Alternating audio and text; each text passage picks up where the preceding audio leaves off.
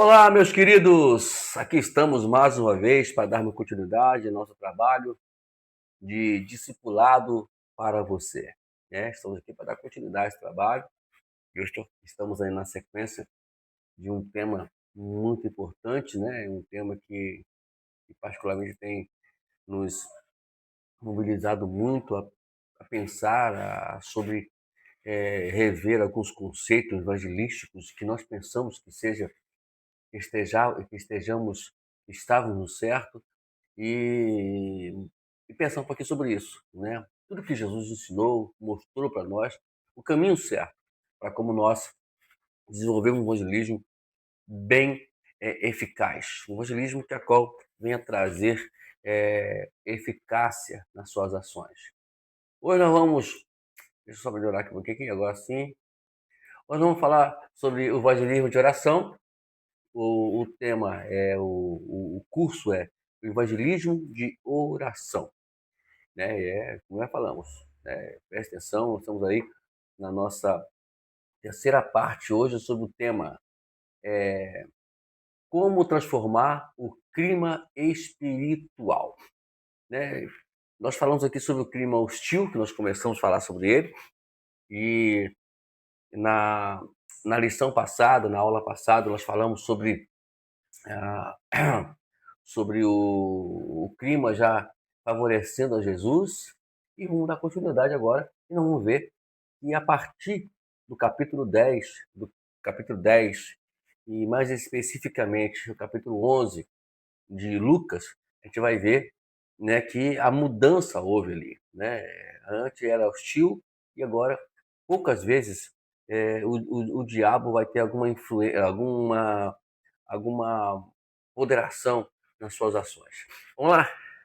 Então, paramos aqui no capítulo 15. Hoje não vamos falar sobre o capítulo 16. O capítulo 16 de Lucas, versículo 14, diz assim: os fariseus, que eram avarentos, ouviam tudo isso e zombaram de Jesus. A questão zombar já é uma coisa natural, né? Nós temos aí, né, as pessoas zombando do evangelho, etc. Deixa eu só botar esse um pouquinho mais perto aqui, para Tá bom, agora sim.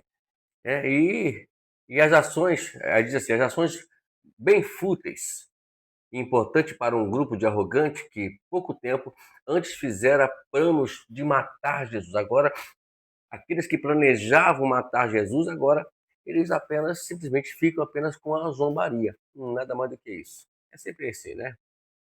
Os fariseus, que eram avarentos, ouviam tudo isso e zombaram de Jesus, né? Vamos lá.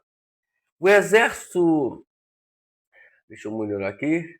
O exército de Jesus marchando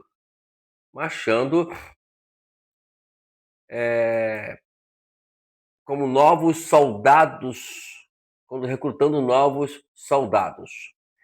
E agora começou um novo trabalho, né? O trabalho de recrutamento, né? Então aí fica mais fácil trabalhar, né? Por quê?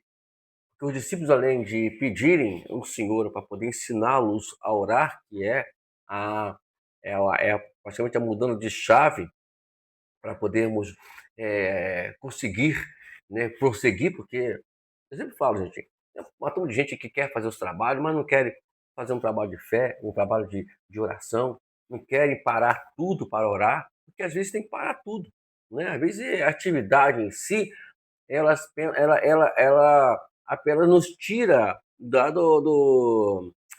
como podemos dizer, do trabalho, né? E nos tira daquela concentração do trabalho, né, que nós devemos fazer. Vamos lá. Os discípulos pediram a Jesus que lhes aumentasse a fé, e na verdade foi um pedido muito saudável, muito saudável. O primeiro eles pediram para orar. Agora vem outro pedido. Pedido para aumentarem a fé deles. Aumentar a fé deles. Vamos lá. Lucas 17:5 diz o seguinte: então os apóstolos disseram ao Senhor: aumenta-nos a fé. Enquanto que, no passado, ao serem confrontados com uma nova tarefa, havia discutido com Jesus ou ignorando agora pediam ferramentas, que é a fé, a fim de realizá-las. Então agora mudou a história, né? Agora mudou a história. Agora eles querem trabalhar. E para trabalhar tem que ter fé, tem que ter uma estrutura. E eles agora aprenderam a lição, de que é o mais importante. É que nós viemos entrar nessas também, amado, aprender as lições. Aí nesse tempo Jesus recebeu crianças em seu exército mais moderno, né? Deixa eu melhorar mais um pouquinho aqui. Ele recebeu criança no seu exército. Quer dizer, agora Jesus está até recrutando crianças, né? Para trabalhar. Vamos lá. Capítulo 18, verso 15 a 17, diz assim: traziam também as crianças a Jesus para que a ele as abençoasse. Mas os discípulos, ao ver isso, os repreendiam. Jesus, porém, chamando as crianças para junto de si, disse: deixe que os pequeninos venham a mim, e não os peçais, porque tais é o reino de Deus. Em verdade lhes digo, quem não receber o reino de Deus como uma criança, de maneira nenhuma entrará nele. Aqui está, né, a situação. Agora, eles estavam aprendendo uma lição muito grande. Eles queriam repreender as crianças. Tem aquela coisa? Nós queremos... nós vemos algumas coisas acontecerem, e nós queremos, sabe, repreender aquilo que nós deveríamos fazer, que é estar aos pés do Senhor. Olha, então Jesus estava ensinando para eles que eles precisavam ver o reino de Deus como uma criança vê, né? Então, é um ensinamento para nós. A criança, na verdade, ela é a parte mais sincera que nós podemos ver, e Jesus usou muito isso para poder ensinar os discípulos a questão da fé. Vamos lá. Mais adiante, em Jericó, um pobre cego foi curado e toda a cidade foi ganha. Aqui nós temos a história de Bartimeu, né? A história de Bartimeu que começou a ver. Que coisa maravilhosa. E a gente vê a importância que nós temos sobre a questão que depois que tudo, quando as coisas começam a, a melhorar, as coisas, né, ver o reino de Deus, como podemos ver aqui, antes estava hostil, agora está mais complicado, né?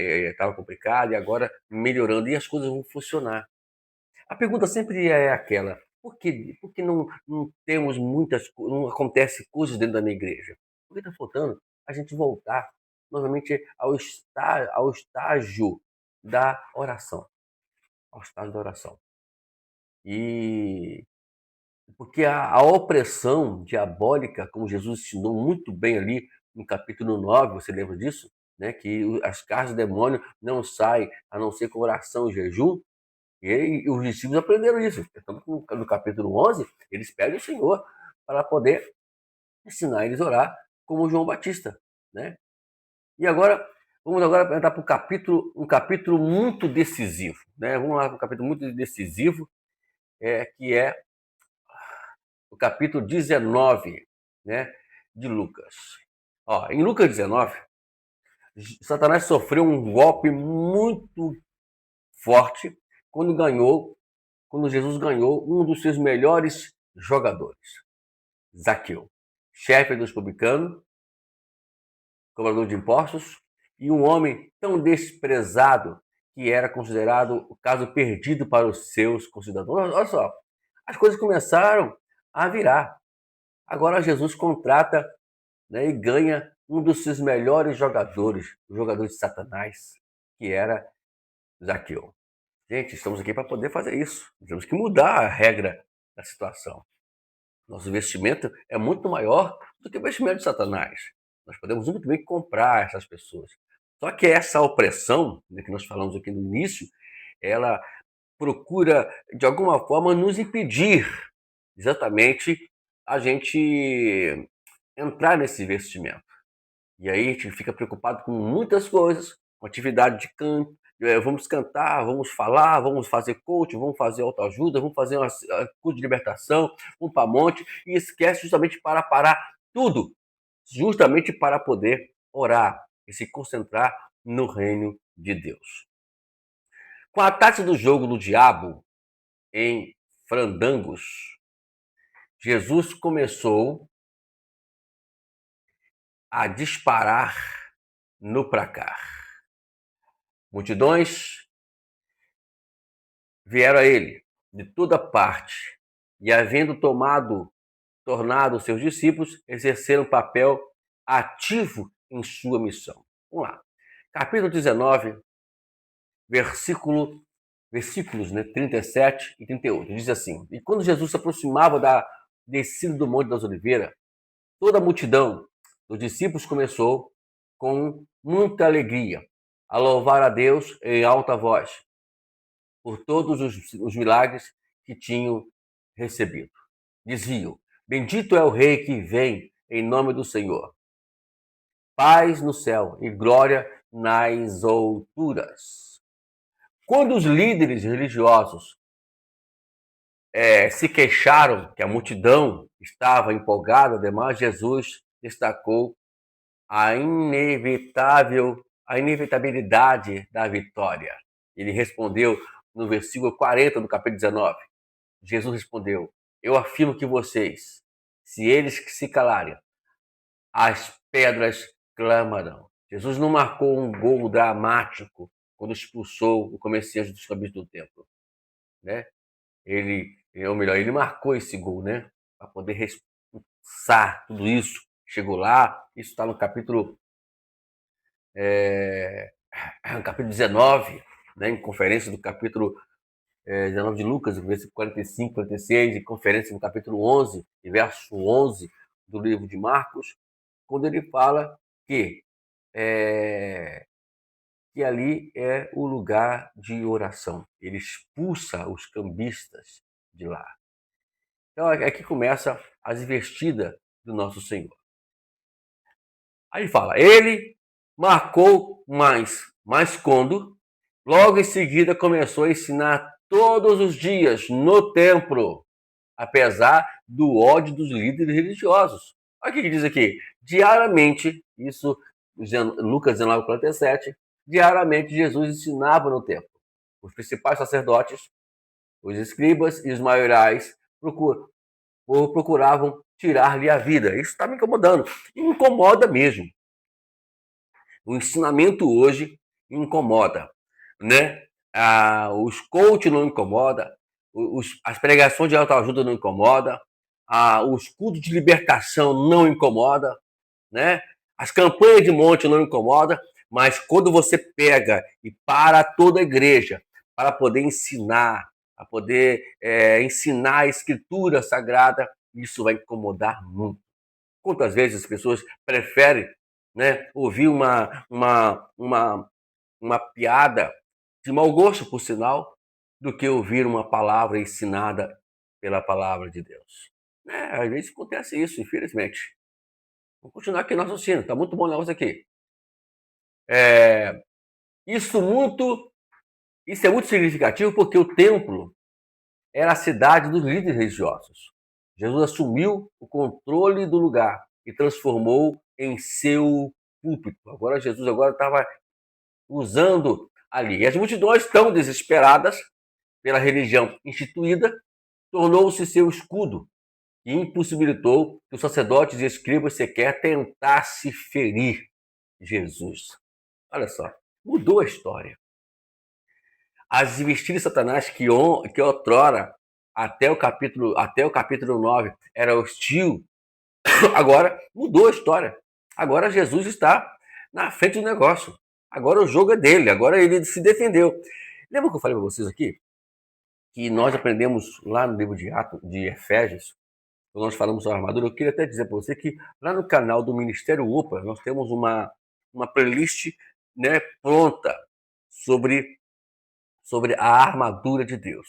E ali nós aprendemos que antes de tudo, antes de nós fazermos alguma coisa em favor do reino, antes de nós trabalhar para o reino, nós temos que primeiramente tem que aprender a nos defender. A defesa, né, ela é muito importante, mais importante do que o ataque.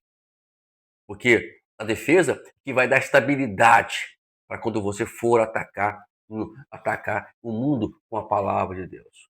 Portanto, nós temos cinco.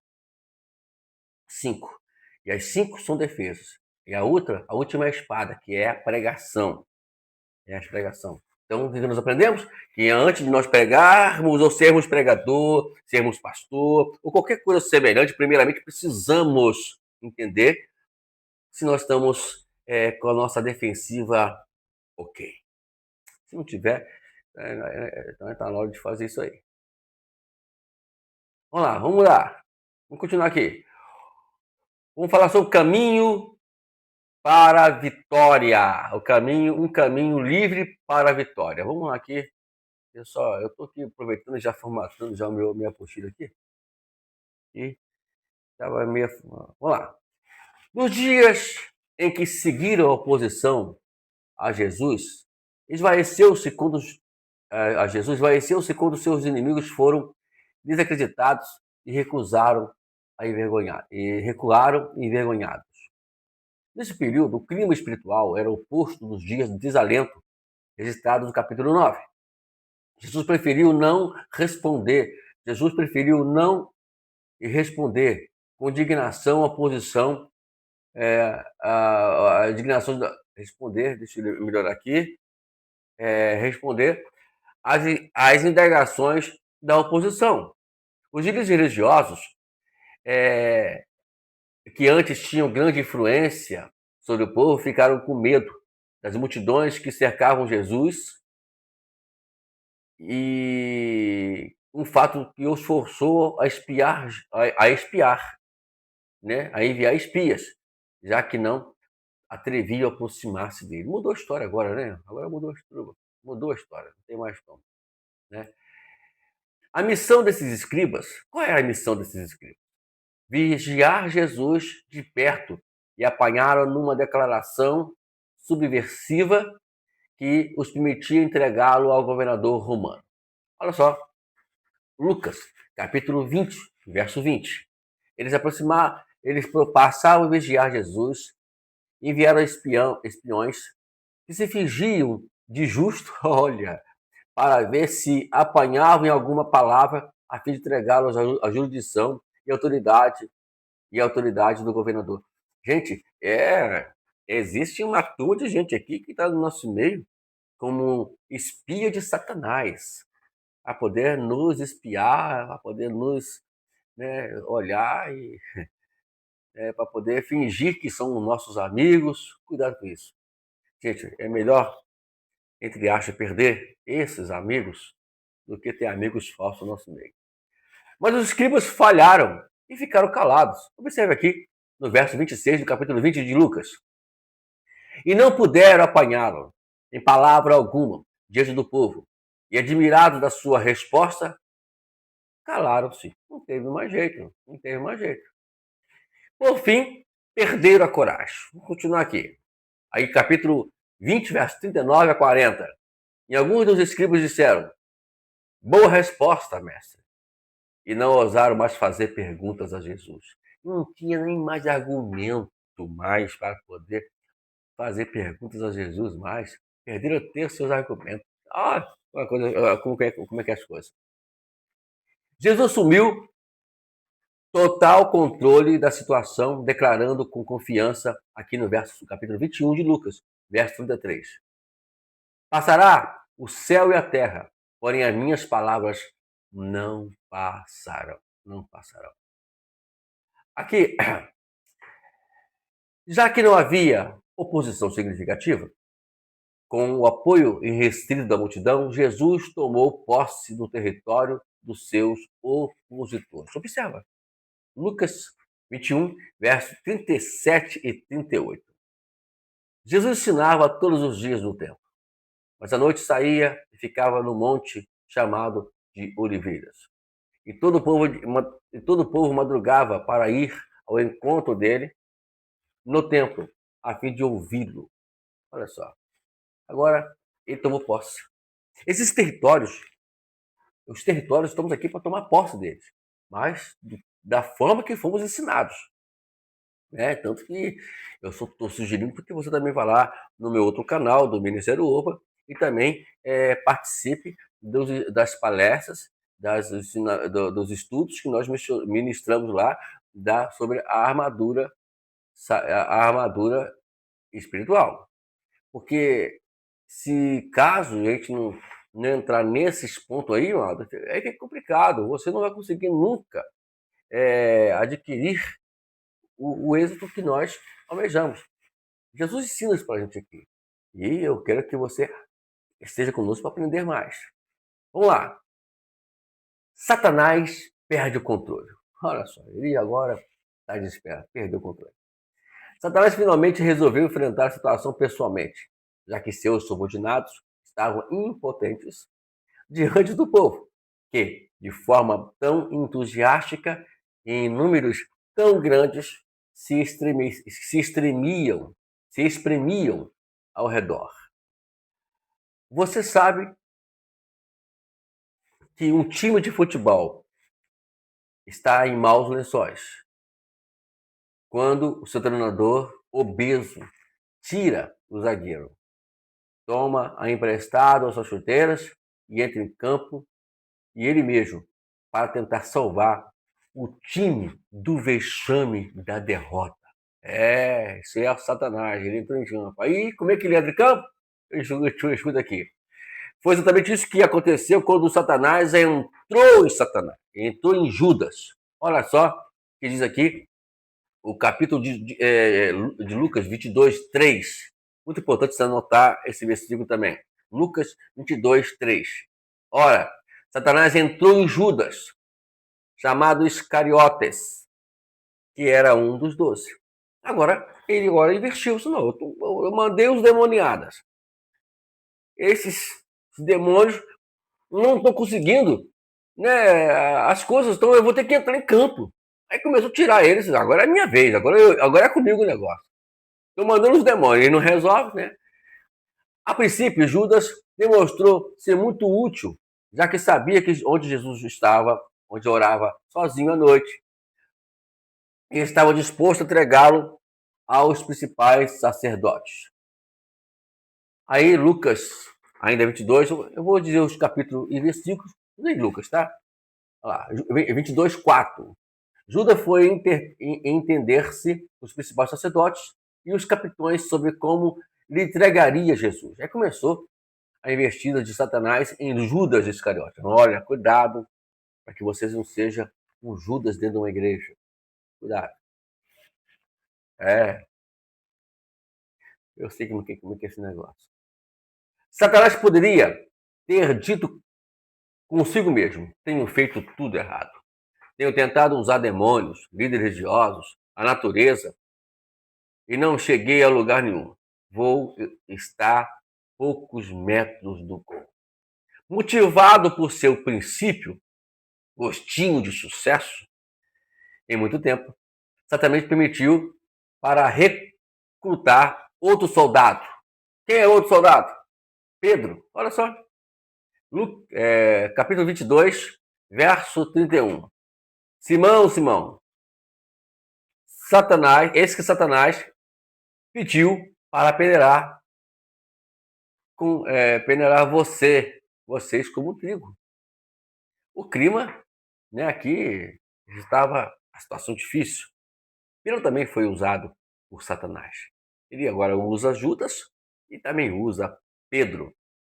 A diferença é que é a questão deles, do arrependimento que eles fizeram, né? Um arrependeu-se e o outro apenas sentiu aquele remorso. Vamos lá. Como e quando o clima muda? E aí? Como é que a gente vai mudar esse clima espiritual, né? Eu queria parar por aqui agora, né? Vamos deixar para falar isso no próximo conversa nossa aqui, né? No próximo vídeo, na parte 5, né? Agora, na parte 3 já hoje, parte 5. Vamos aí mudar. É um assunto que merece muita atenção. Eu queria que você, né, não ficasse muito enfadado no que estamos falando aqui, mas a gente vai continuar falando aqui. Mas semana que vem a gente fala sobre isso aqui, tá bom? Vamos falar sobre como e quando o clima mudou. Quando isso mudou. Então, semana que vem, estamos aí voltando de novamente para conversar sobre isso. Está aí dado o aviso. Volte para nós. Venha até nós. E com certeza tem muitas coisas boas para Deus nos ensinar ainda nesse tema que tem muita coisa ainda para poder falar.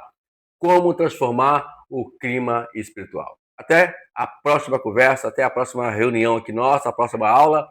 E você é o nosso convidado sempre.